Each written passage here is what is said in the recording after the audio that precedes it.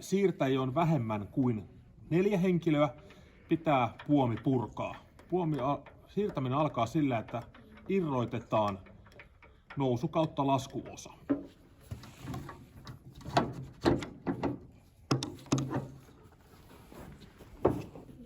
Kun puomi on purettu, siirretään puomi haluttuun paikkaan.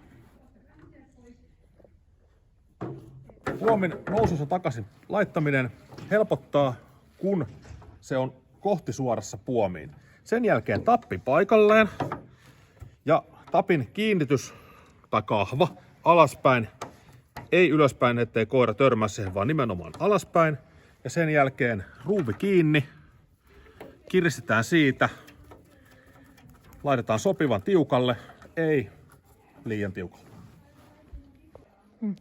Puomin laskeminen. Ensiksi puomista poistetaan rampit.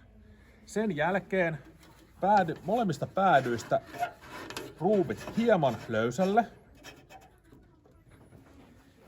Ja sitten keskemmällä olevat ruuvit irti. Säädetään puomi haluttuun korkeuteen. Keskemmällä.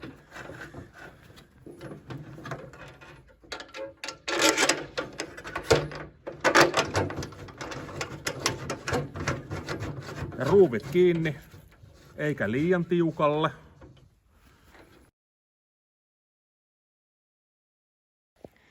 Kun puomi halutulla korkeudella ja ruuvit on kiinni, muista kiristää molemmat päätyruuvit vielä.